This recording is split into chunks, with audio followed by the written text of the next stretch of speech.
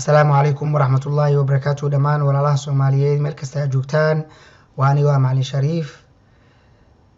وحنرى فيديو إن شاء الله تعالى إن أكلوا ذاقو تلقابا وعن اسكو داينا آد وسوكوكو تلادا وحي كسابسان تهي خلط آد وين ووالدين تا انتو دبادان اي سميان خلط كان وخلط سامين كله مستقبل كعروت هذا خلط كان وخلط سامين وين كله آياتينك iyo nolosha carruurtaada khaladkan waxaan rabaa in waalid kasta uu ka warqabo khaladkan si uusan u galin uusan ugu dhicin khaladkan saameynna aysan ugu yeelanin carruurtiisa khaladkan waa waalidiinta oo xoogooda dhan iskugu geeya GCSE-ga carruurtooda khaladkan waa waalidiinta oo xoogooda aqligooda iyo taladooda iskugu geeya qualification ka carruurtooda digriga ay helayaan A level ka ay helayaan iyo iskoolaadka ay aadayaan waalidiin badan ayaa soo wacay waalidiin aad u fara badan hal maaha laba maaha saddex maaha afar maaha shan maaha ma xisaabin karo waalidiin aad u fara badan ayaa soo wacay waalidiintan waxay aad uga walwalsan yihiin oo aad ay uga murugaysan yihiin GCSE-ga carruurtooda iyo 10ka ah carruurtooda iyo 11ka ah GCSE-gooda ayay aad uga walwalsanayeen grade ay helayaan ay aad ugu walwalsanayeen waxay aad ugu walwalsanayeen waalidiintan carruurtooda halka ay ku dambeynayaan markaas aniga caadi ahaan waxaan weydiiyaa waalidiinta hal su'aal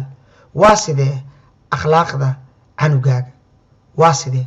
markaas waalidiinta inta badnayd waxay igu jawaabeen in macalinka ka soo dacwoodo inuu macalinka ku afceliyo in detention la geliyo inaan homework la sameynin inuu waalidka laftirkiisa ku afceliyo inuusan guriga walaalaha xitaa la dagaalo in iskoolka qaarkood laga soo buriyey suspension soo siiyey in iskoolka qaarkood in laga bedelo ay tahay waxaasoo dhan ay sheegeen markaas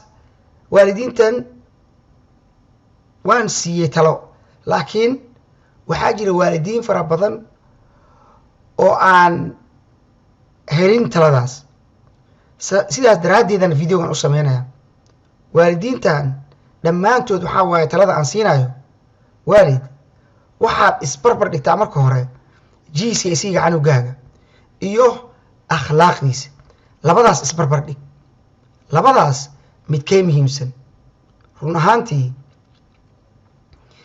gaal iyo muslimba adduunka oo idil daraasado badanaa laga sameeyey gaal iyo muslimba waxaa laysku raacay oo laysku waafaqay qofka haddii akhlaaqdiisa ay xumaato akhlaaqda qofka hadday xumaato qualification kastuu haysto jaamacad kastuu ka soo baxay jaamacadaha ugu sarreeya adduunka ka soo baxay GCSE grade kastuu haysto A level kastuu haysto qofkaas inaysan noloshiisa kaamilna marna noqonin marna aysan noqonin qofkaas kaamilo uu yeelanayo dhibaatooyin la xiriira macaamiltanka bulshada kaleeto uu yeelanayo dhibaatooyin la xiriira shaqada uu ka shaqeynayo iyo dadka uu la shaqeynayo uu yeelanayo dhibaatooyin la xiriira reerka iyo familka uu yeelanayo qofkaas mar kasta dhibaatadiisa joogto ay ahaanaysaa mar haddii akhlaaqdiisa ay halaysan tahay qofkaas dhibaatadiisa joogto ay ahaanaysaa waxaa kale u badan tahay oo la isku raacay oo u badan tahay qofka markii akhlaaqdiisa ay halaysan tahay inuu ku biiro qolooyin mataqaanaa aan waxyaabo khaldan sameynaya sida qolooyinka dambiyada ku lugta leh inuu ku biiro ee u badan tahay marka waalid canugaaga grade kasta ha haysto GCSE kasta ha haysto wax kasta ha haysto mar haddii akhlaaqda ay halaysan tahay canugaaga waxay u badan tahay noloshiisa in ay wax ka dhimanaanayaan noloshiisa ay wax weyn ka dhimanaanayaan noloshiisa ay qayb weyn ka banaanaanayso sidaa daraaddeed waalid waa muhiim xooggaagoo idil tabartaadoo idil caqligaagoo idil inaad xoogga saarto inaad dhisto akhlaaqda canugaaga qaab kastoo ay noqon kartaba inaad taas xoogga saarto inaad xooggaagoo dhan saarto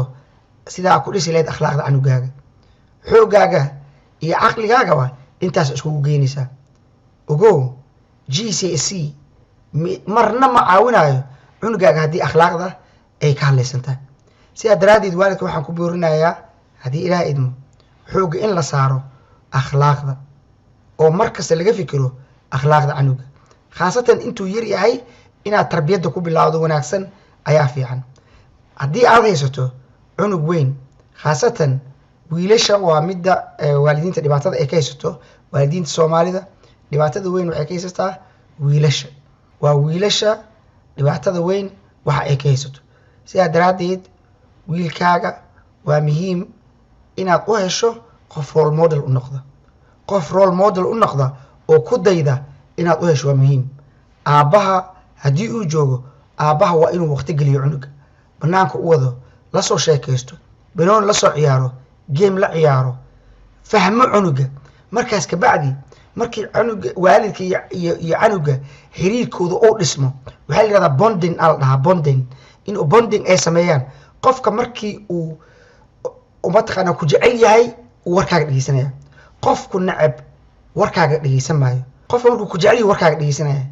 qofka markii xiriir fiican in ka dhaxeeyo warkaaga dhageysanaya sidaa daraadeed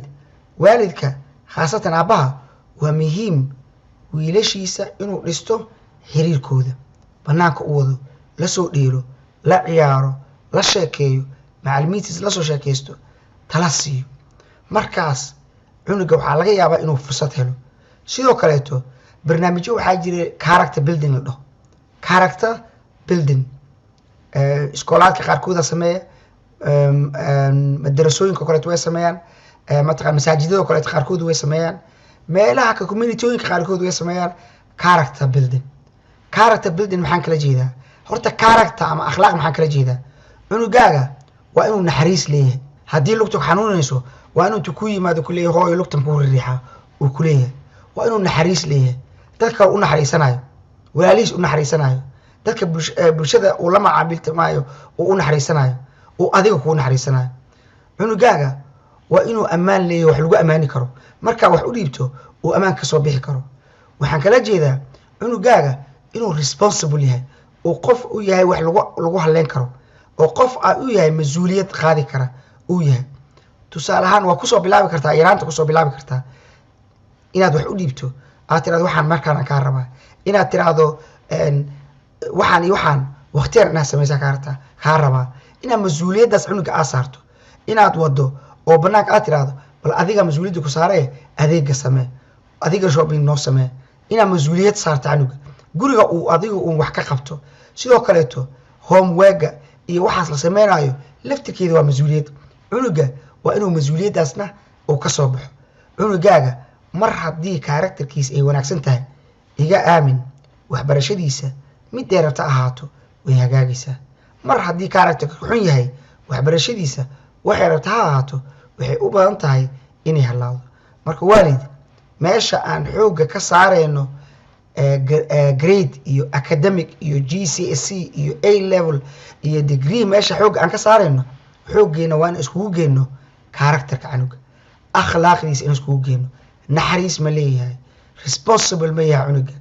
cunugan ma yahay cunug la isku haleyn karo ma yahay cunug xushmad badan dadka ma xushmeeya ugu dambeyn waxaan ku soo gabagabeynaa ha sameynin khaladka waalidiinta inta badan ay sameeyaan khaladka ugu weyn oo waalidiinta Soomaaliyeed oo dhan intooda badan ay sameeyaan ha sameyn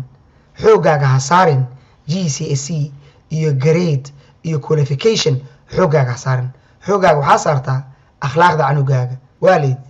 canugaaga akhlaaqdiisa hadii wanaagsan tahay qof meel ka soo baxa ayuu noqonayaa canugaaga akhlaaqdiisa hadii wanaagsan tahay qof bulshadu ay jeceshahay ayuu noqonayaa cunugaaga akhlaaqdiisa hadii wanaagsan tahay qof kasta ayuu la noolaan karaa cunugaaga akhlaaqdiisa hadii wanaagsan tahay qof ku wanaagsanaada ayuu noqonayaa sidaa daraadeed waalid ha sameynin khaladka waalidiinta kale ay sameeyaan oo xoogaaga iskugu geey inaad dhista akhlaaqda canugaaga la wadaag walaalaha kale si ay iyagana uga foojignaadaan khaladkan